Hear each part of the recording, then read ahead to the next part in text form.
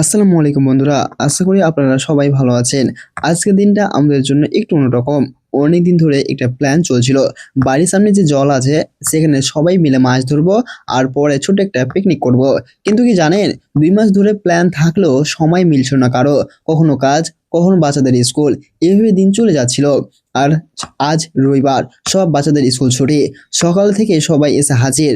আজকে কিন্তু মাছ ধরতে যাব। ছোট ছোট মুখে এত আগ্রহ দেখে আর না বলতে পারেনি। দেখতেই পাচ্ছেন, আমাদের এখানে প্রায় ১০ থেকে ১২ জন ছোট ছোট বাচ্চা। কারো হাতে জাল আর কার শুধু উত্তেজনায়। এই জায়গাটা আমাদের বাড়ির সামনে। ছোটবেলা থেকে এই পানির সাথে কত স্মৃতি জড়িয়ে আছে। জালটা খুব বড়, তাই সবাই মিলে মাছ ধরতে একটু কষ্ট হচ্ছিল। আসলে মাছ ধরার থেকে আনন্দটাই এখানে বেশি। সবাই আমার পেছনে লেগেছিল, চলো আজকে মাছ ধরতে হবে। তাদের এই আনন্দটা আমাকে সবচেয়ে বেশি ভালো লেগেছিল। আমি নিজে ভিডিও করছিলাম, তাই ক্যামেরার সামনে আসতে পারিনি।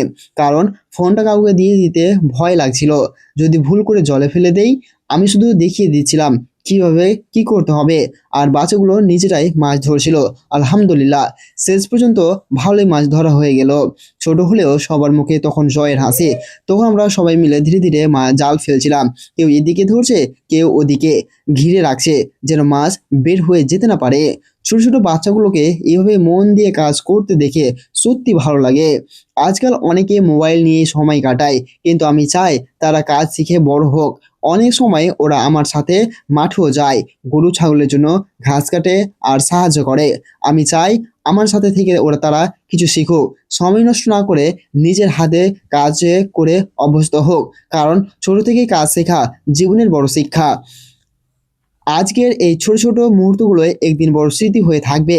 একসাথে কাজ করলে আনন্দও বাড়ে আর সম্পর্ক শক্ত হয়। মাছ ধরা শেষ। এখন আমরা জালটা ভালো করে ধুয়ে গুছিয়ে বাড়ির দিকে নিয়ে যাচ্ছি। বাচ্চাগুলো নিজেদের মাছ ধরা সব মাথায় করে বাড়ি নিয়ে যাচ্ছে। বাড়িতে এসে প্রথমে মাছগুলো সুন্দর করে বাছাই করা হলো। তারপর পরিষ্কার পানিতে ভালোভাবে ধুয়ে নেওয়া হলো। এরপর শুরু হবে আমাদের রান্নার কাজ। প্রথমত আমাদের এখানে চুলা করতে হবে রান্নার জন্য। তারপর এখানে কিছু পাটকাঠি নিয়ে আসলাম। এরপর শুরু হবে রান্নার প্রস্তুতি। কারণ আজকের মাছ আজকে সবাই মিলে রান্না করে খাওয়া হবে। যেহেতু মাছের পরিমাণ একটু কম ছিল, তাই ভাবলাম সবজি দিয়ে বড় করে রান্না করা যাক। মজার বিষয় হলো, এখানে যে সবজিগুলো দেখবেন সবাই নিজের নিজের বাড়ি থেকে যে যা পেরেছে নিয়ে এসেছে। কেউ আলু এনেছে, কেউ বেগুন এনেছে, কেউ সিম, কেউ ফুলকপি, টমেটো আর পেঁপে। সব মিলিয়ে যেন ছোট্ট একটা মিলেমিশে আয়োজন হয়ে গেল। সবকিছু একসাথে দিয়ে চুলায় বসিয়ে দেওয়া হয়েছে। খোলা আকাশের নিচে রান্নার আলাদা একটা আনন্দ আছে। চুলার ধোঁয়া, হাসাহাসি আর গল্প সব মিলিয়ে অন্যরকম একটা অনুভূতি।